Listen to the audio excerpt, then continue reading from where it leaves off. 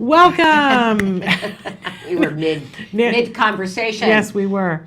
Sorry about that. I'm complete. All day today, I have been off my game, but you're here and you'll help me to get back on. Welcome to Let's Talk Autism with Shannon and Nancy. I'm Nancy Alspaugh-Jackson.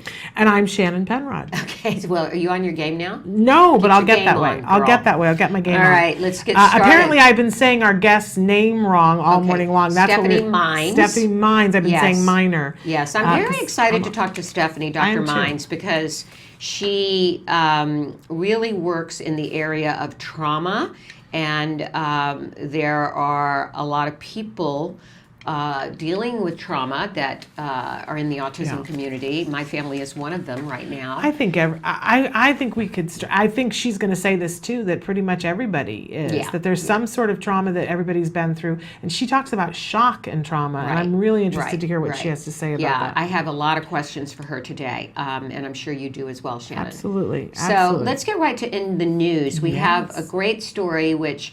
I have not seen the episode of Speechless with Carly Fleischman featuring Channing. Is it Channing Tatum? Yes. Yeah. I always say Channing Tatum. I don't know. I say his name wrong. Channing Tatum, the adorable Channing Tatum. Oh my gosh. From Magic Mike. Yes. And she did an interview with him, Carly Fleischman, who, for those of you that don't know, wrote Carly's voice. She is nonverbal, and she gained notoriety because she uses assisted communication. We have had Arthur, her father, on this show in the past. But tell us, Shannon, about.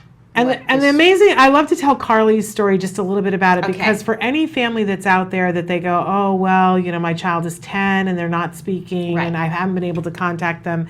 I love to tell the Carly story because it fills everybody with hope that she absolutely no form of communication, and they basically had let go of the expectation that there was ever going to be communication. And she wasn't able to sign, she wasn't able to use assistive technology, she didn't respond when they spoke to her, she was in her own little world. But when she was 13, I believe, she took a computer.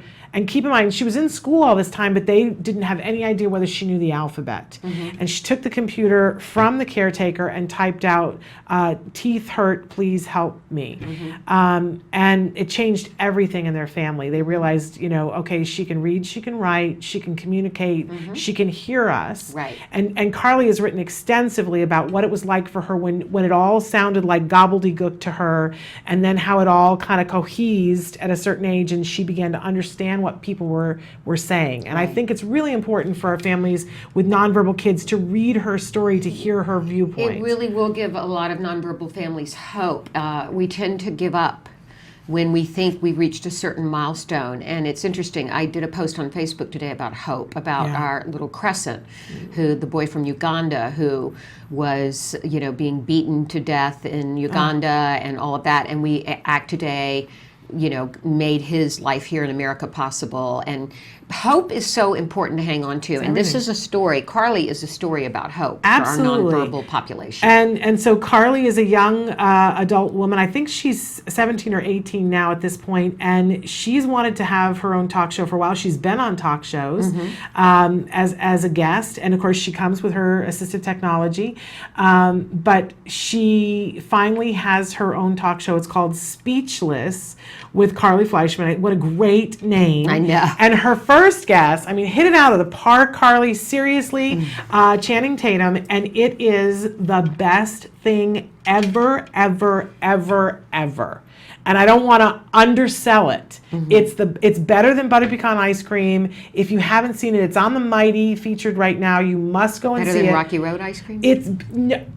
It's better than anything. It is the best thing I think I have ever seen. Wow. Okay. She's there with her assistive technology, and she has some questions that are ready for him. But clearly, this is her calling. She needs to host a talk show because she asked some of the best questions I've ever heard in an interview. She reduced Channing Tatum to a blushing little boy. He had the giggles.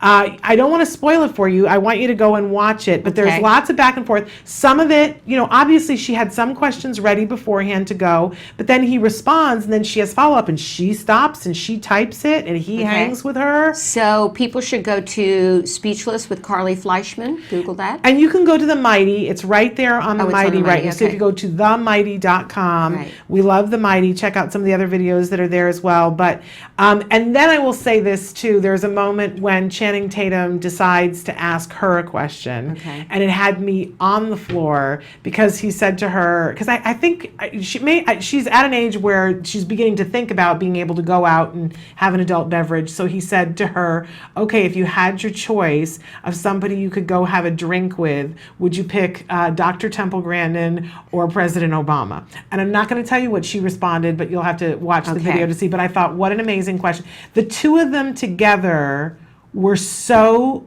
cute, it will make your face hurt. Okay, good. All right. There is apparently a video out there on WABC which shows a 7-year-old girl with autism falling from a Bronx apartment building. She climbed out the window, the 4th floor fire escape, and she falls and survives it. It shows the girl getting up and stumbling. The neighbors are saying she is a miracle. A miracle. We had seen the video on the morning news yesterday, but we didn't know that it was a girl who was on the autism spectrum. And so when I found out that, and the fact that, and one of the reasons why I particularly want to talk about this on the show was that they believe that the reason why she fell out the window is because she was following her cat. And, we talk about elopement all the time. It is spring in most of the world now, and here in the northern hemisphere. And if you're in an apartment building, or if you are in a 2-story house, this week is a good week to check your screens and check your windows and check the height of your windows to see. She's incredibly lucky that she's okay, that she did get up and walk around. It's oddly, I don't know, do you ever listen to Radio Lab on NPR? No. This weekend on Radio Lab on NPR, they did a whole piece on falling and about the terminal velocity of cats and the studies that they have done about that cats who fall from windows all the time. And if they're in 4th floor or lower, they do okay. And if they're above the 8th floor, if they fall from a 44th story, they can be okay. But there's a period in between where they are not okay. And there's science, the terminal velocities. Why is studying that in science right now? Velocity. It's fascinating. It was on Radio Lab this week. But in any case, and they talked to me, and I thought, how many times do cats fall out of windows? Probably all the time, I would imagine. Hundreds of cats every summer fall out of windows because they lose their balance. But kids do too. Of course. And I think it's super duper important that everybody check your window situation so that you're not faced with this. Yes, and going to hotels, make sure your doors are locked. We always lived in fear every time we went to a hotel where there was a balcony. Made sure that Wyatt couldn't open it. A good point, because those sliding glass doors, a lot of times the maid staff won't lock it. Right. Yeah, and they probably don't even include the statistics of autistic children on the spectrum who have fallen in the elopement statistics, but I bet if they did, and it is a form of elopement, really. Absolutely, and neurotypical kids fall out of windows all the time too. So check. This is the right time of year to check that. We did a fire drill the other day. This is a good time of year to check all your smoke alarms to make sure that your batteries are fresh. Just get it out of the way. Check your swimming pools. Make sure you've got the protective gate around the swimming pools. All of these things, safety. And one more thing, since we're on that, please remind your kids. I now drive a hybrid, and you drive a hybrid, and I have seen even here in the parking lot that your hybrid car doesn't make noise, and so people will walk out.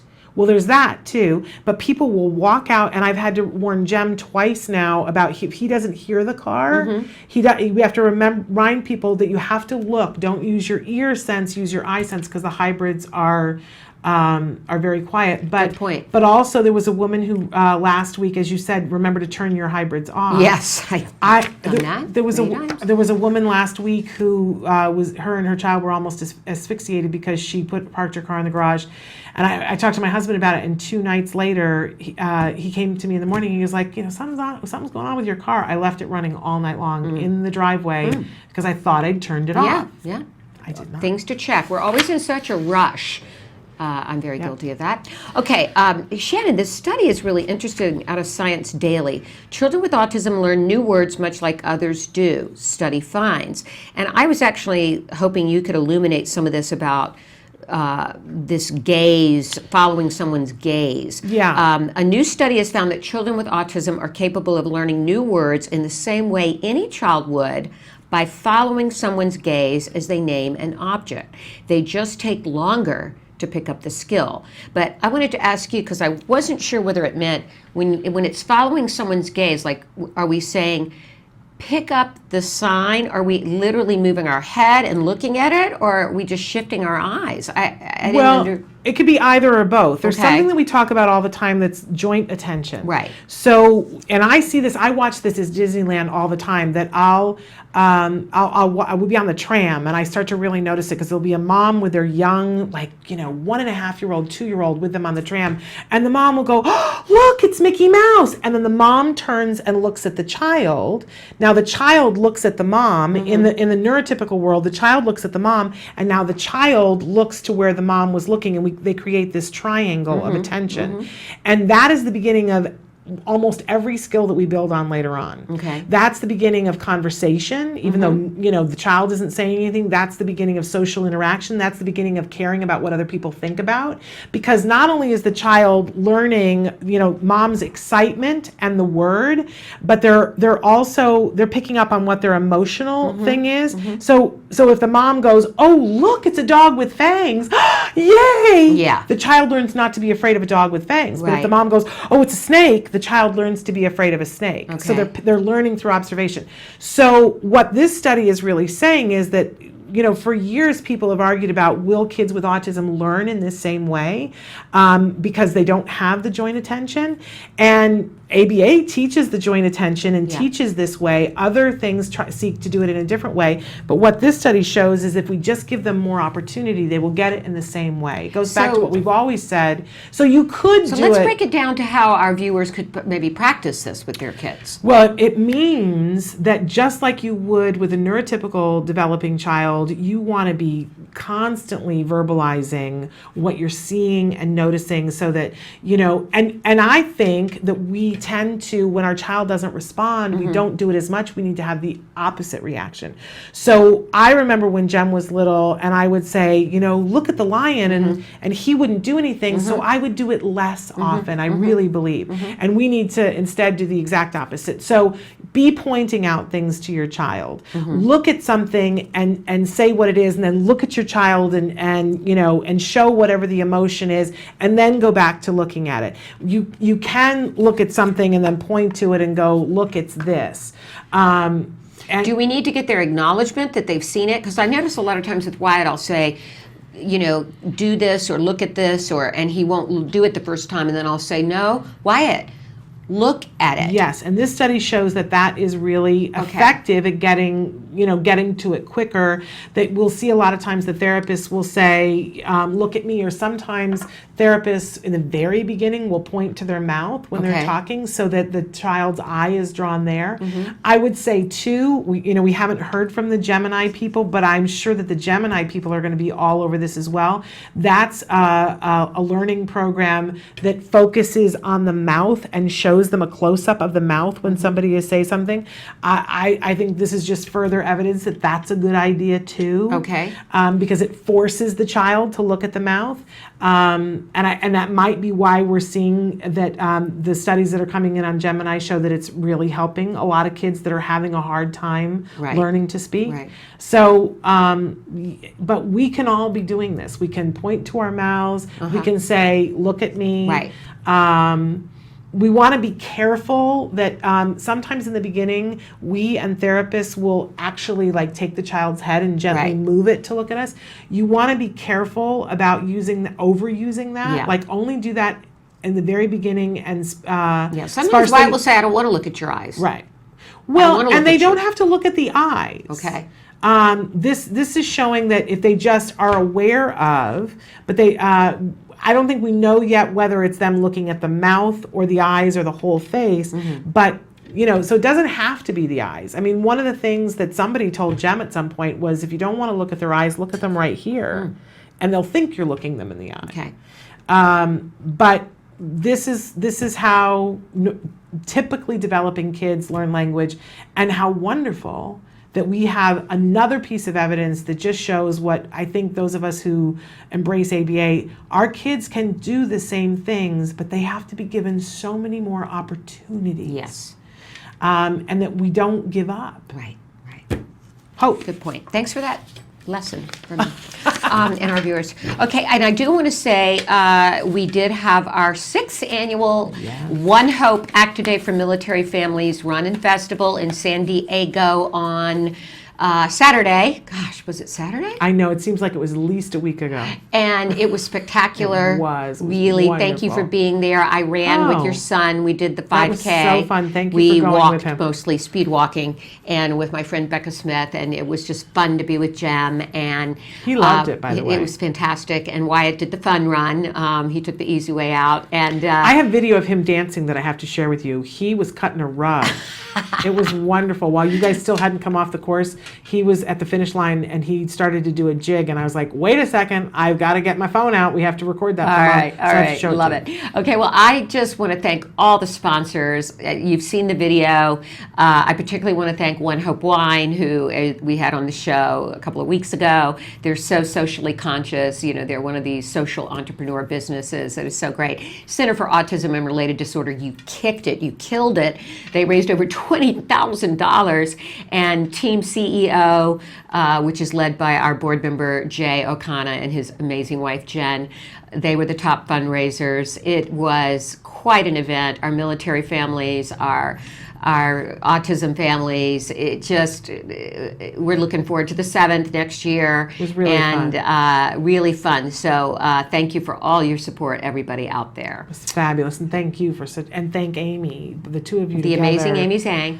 But the amazing Nancy Alspaugh-Jackson too. Thank the two of you together are quite a team. It was lovely. It was a wonderful patriotic morning. Yes. It was just beautiful, and it rained and it drizzled. But that the honestly, runners liked it. It was really pleasant. It was. It wasn't too hot, and so just fabulous. And the rain made the bugs go away. It did. It's cool. Yeah. All right, we're going to take a break, and then we're coming back with Dr. Stephanie Mines. Dr. Stephanie Mines, who's going to talk to us about trauma and post-traumatic stress disorder and a lot of things that we all live with. Okay, stay with us. Welcome back to Let's Talk Autism with Shannon and Nancy. We are very excited to have Dr. Stephanie Mines with us today via Skype. Dr. Mines has an extensive background as a psychologist whose work really is devoted to the study of shock and trauma and people that are suffering from that. She also works quite a bit with people living with neurodiversity, including autism, other sensory integration challenges. She has a book which represents an overview of her mission to create a bottom-up, empowerment-based, sustainable healthcare revolution. These books include We Are All in Shock, New Frontiers in Sensory Integration, and most recently, They Were Families, How War Comes Home. Welcome to the show, Dr. Mines. Thank you so much. Where are you coming to today from? Where are you located today? Well, today I'm in Denver, Colorado.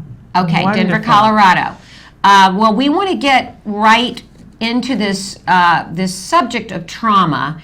And the first question's a little maybe academic, but what is the interface between exposures to trauma and secondary traumatization, infection by trauma, and sensory disturbances? But maybe you can make that a little bit more understanding. I don't know. I think for a lot of us, are there differences, and what do each one of those mean? Yes. Excellent. Wonderful, comprehensive question. Okay. So, secondary traumatization is the response to being in an environment that's inundated with trauma. So, an excellent example of that is the partner or family members of a veteran who returns home after having experienced combat. So that veteran is bringing home unconsciously his entire or her entire experience that inevitably has overwhelmed the nervous system.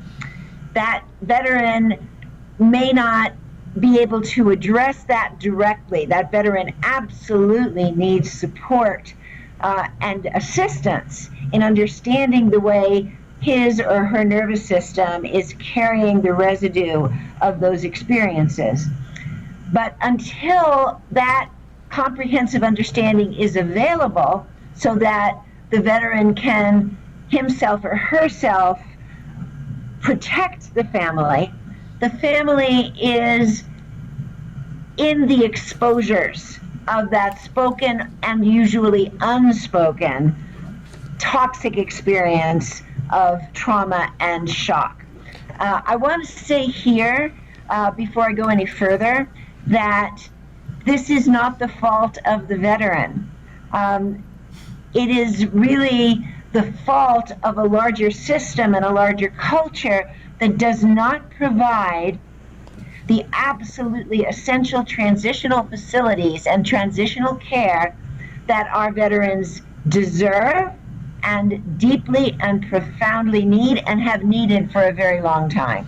So I am not in any way calling those veterans sick or holding them responsible. Well, we appreciate what I'm that. discussing is really the natural outcome of what occurs to the nervous system and how epigenetic transmissions take place. So epigenetic transmissions are these kinds of contagions that are not obvious. Sometimes they're invisible, like secondhand smoke is a good metaphor. Okay. Secondhand smoke is this smoky, almost invisible fume that damages the non-smoker as much and sometimes more than the smoker. And we appreciate you giving us a military example, because that's easy for us to understand, but also because we talk a lot on the show, and Nancy just did a run this weekend to help support military families that also have a child on the autism spectrum. Yeah, Dr. Mines, I just want to say that the reason we started that program at ACT Today, Autism Care and Treatment Today, is because we understood that many military families are exposed to trauma just in and of itself, with, you know, obviously deployment and family members being gone and moving on average every 2 years. You combine that with autism and it is an explosive environment. Can you speak to that a little? Definitely, and I want to say that I have the greatest respect for ACT Today. Thank you. In my research, to find resources for the families of veterans, ACT Today absolutely stands out as a stellar program, and I want to give you my wholehearted support and offer to be of service in any way that I can. Thank you. Shannon's a board member, and that just means so much to us. It really does. Yeah, I say this really from the bottom of my heart because there are not a lot of resources available.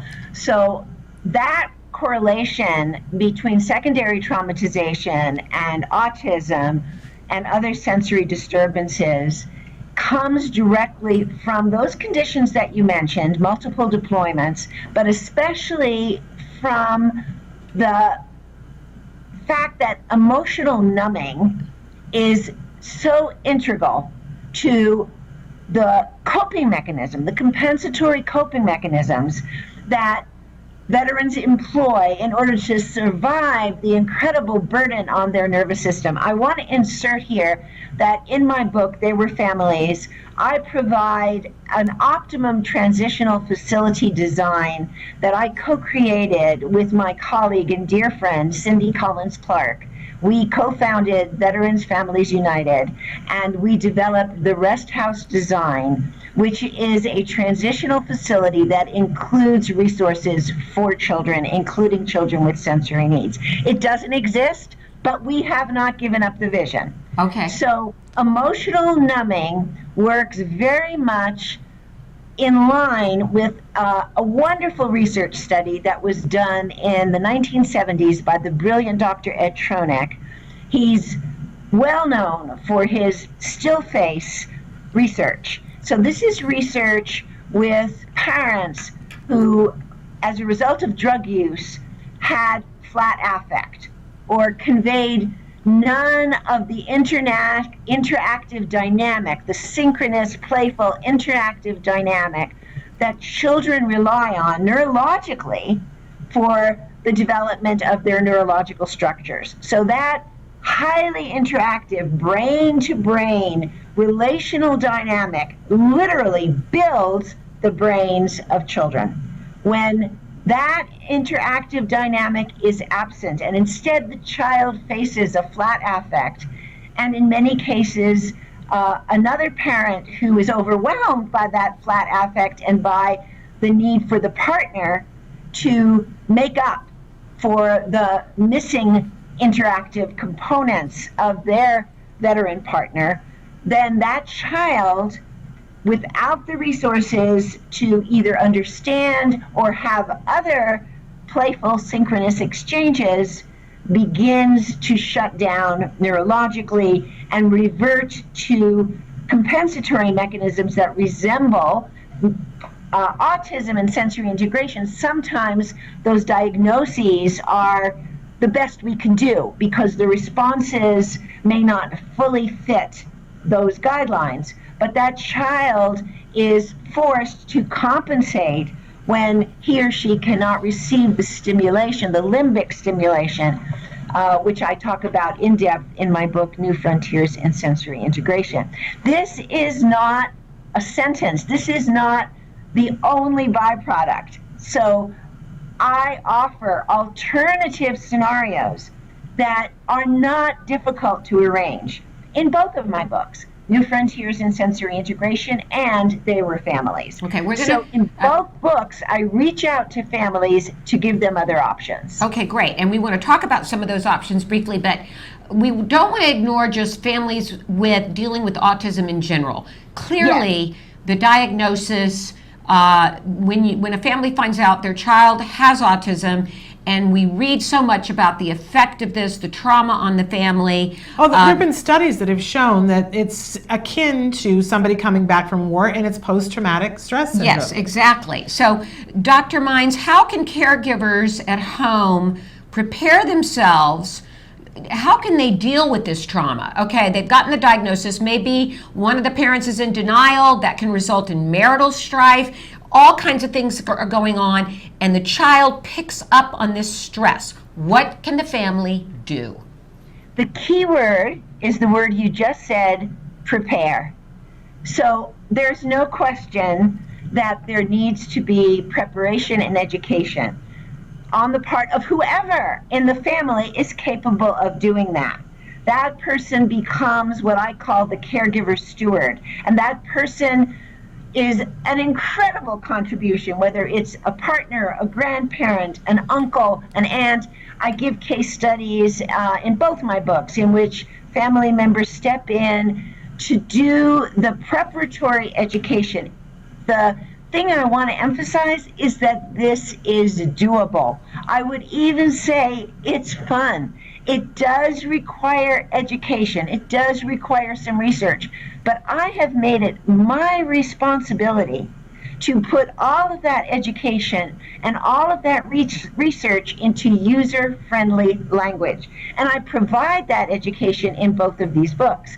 So the education is about attachment, it's about bonding, it's about childhood development, and we need to understand that. There's no doubt that that education should be provided elsewhere, but I've really put aside blaming or complaining. Instead, I just come forth with the educational tools, the applications, the interventions that are user-friendly and that can be done at home.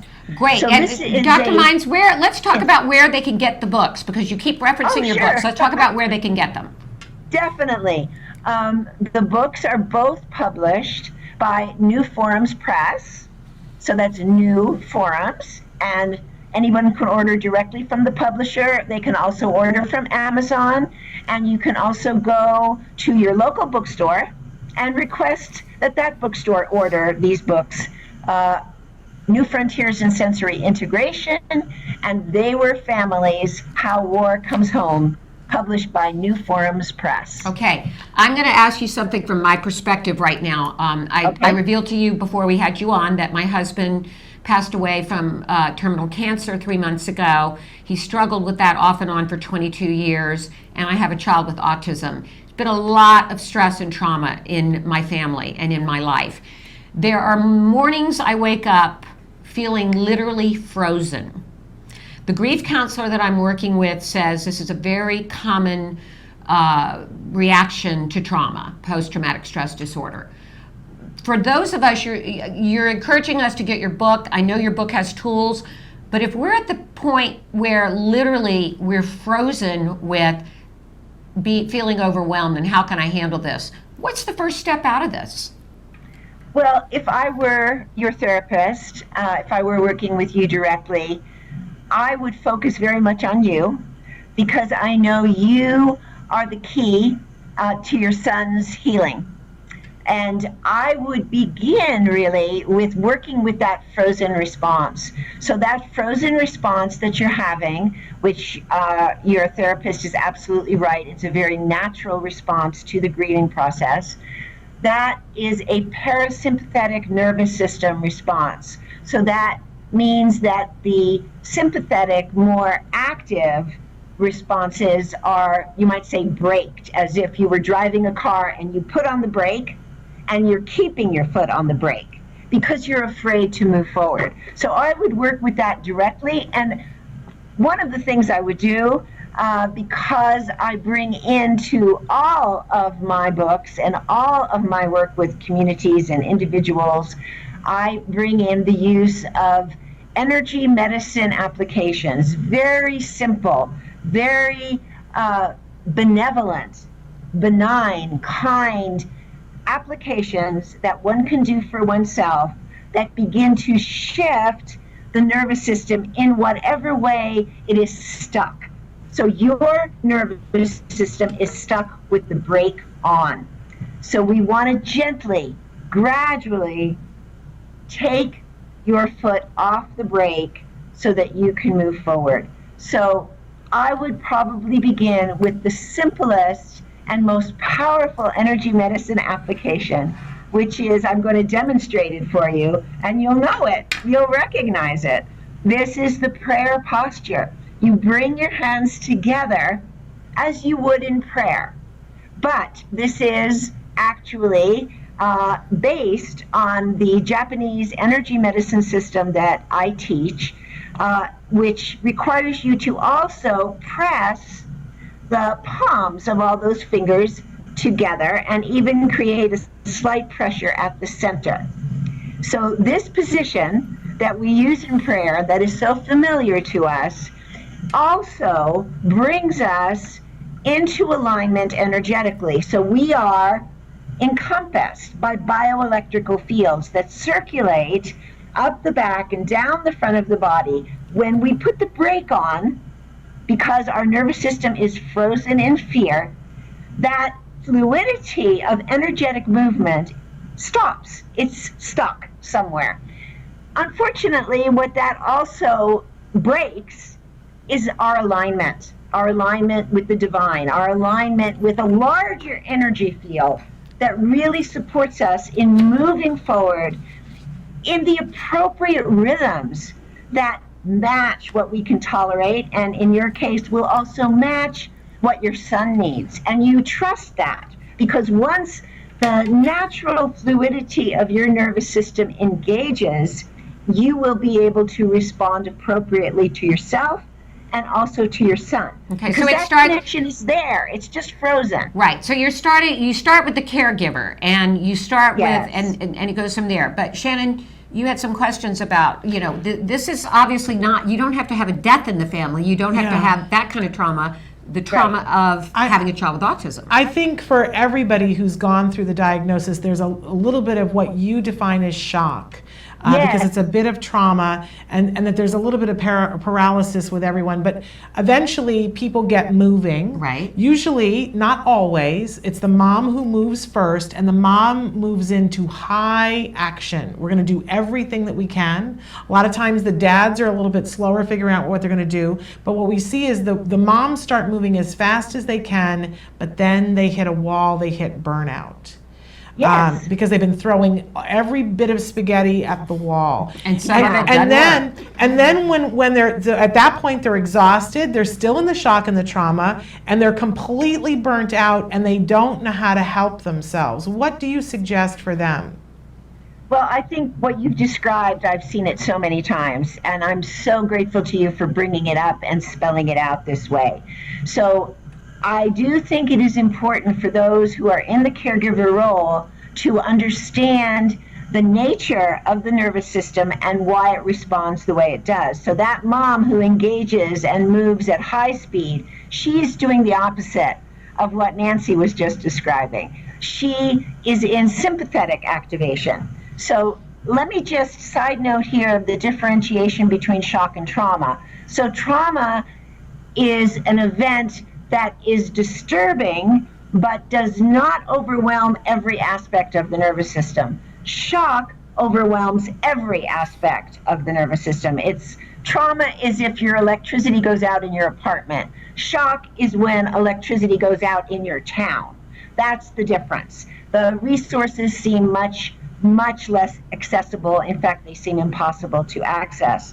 That's what then lands on that person who was in sympathetic overdrive.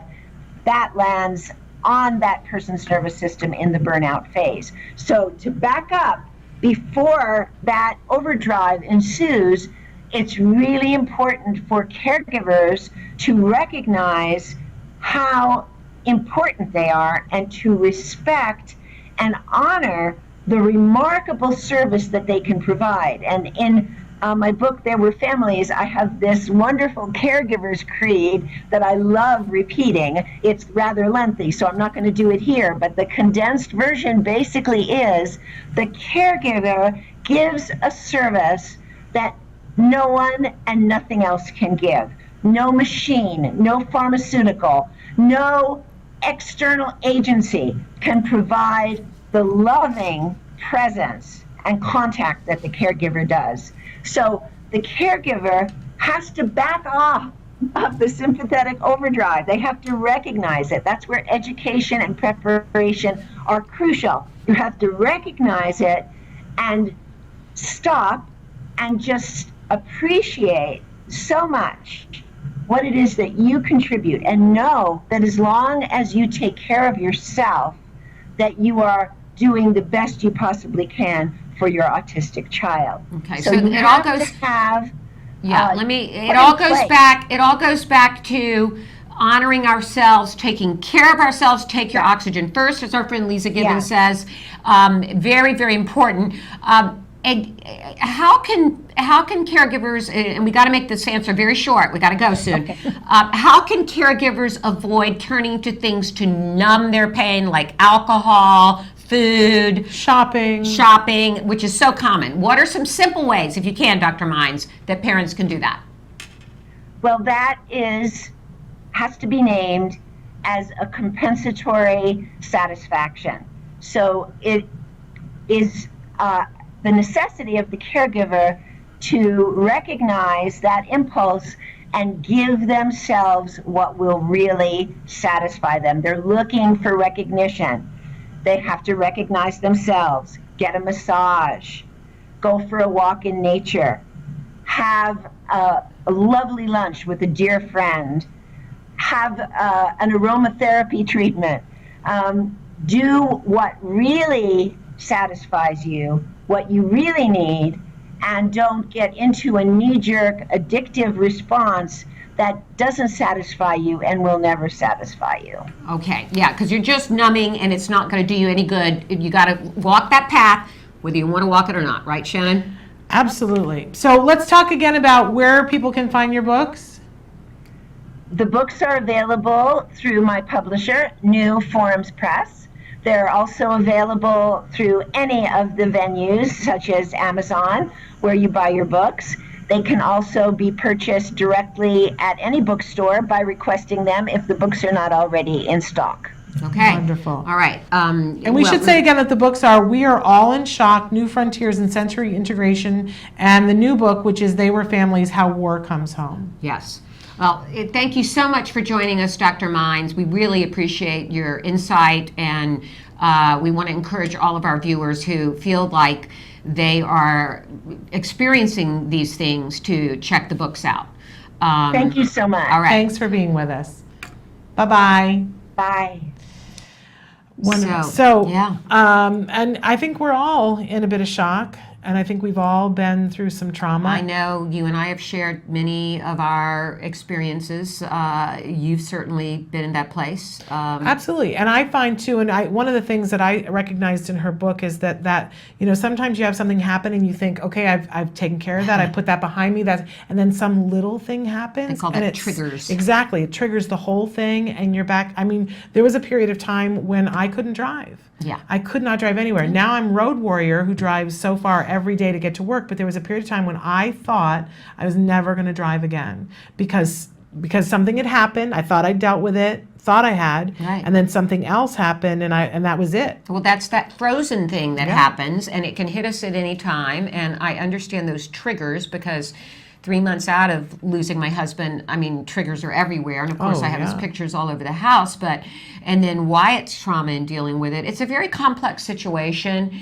And I'm going to check both of these books out and see, if they can, I'm sure they're going to be of help. Well, and I want to say, I think that everybody watching can relate to this in some way. So that's us. And we have a way of languaging things, right? You and I have communication. We can talk to our friends. And yet we struggle with these things. Imagine what it is for a small person who has no way of communicating, who has no life experience, all of our children, and then put autism on top of that, where they are having trouble decoding the things. It can make it very debilitating for them and make them want to be in a place where because they're soothing or activating themselves to something else. So I think then we begin to understand a little bit more about what they may or may not be going through. Right. It's a tough road. Yes, it is. But good to be here with you. We're about out of time. I just want to say that tomorrow on the show, we've got a great show, a young woman who's going to be with us in the first hour who is a sibling. And, we always love to talk about the amazing siblings. She saw that her brother needed friends, and so it wasn't happening. So she created a thing called Fabulous Friends. And there's a way to bring it to your community. And then in the second hour, we've got some dogs coming in. The Autism-Live is going to the dogs tomorrow. They're going to be in the studio. That's a great way to beat stress. I'm telling you. Isn't it? So assistance dogs and talking about how we actually train dogs and what an assistance dog can do for an individual who's on the autism spectrum. You and I have seen that. Okay. We're out of time. I'm going to start doing this. Yeah, there you go. Until tomorrow, give your kiddos a hug from me. And give yourselves a hug from me. Bye-bye for now.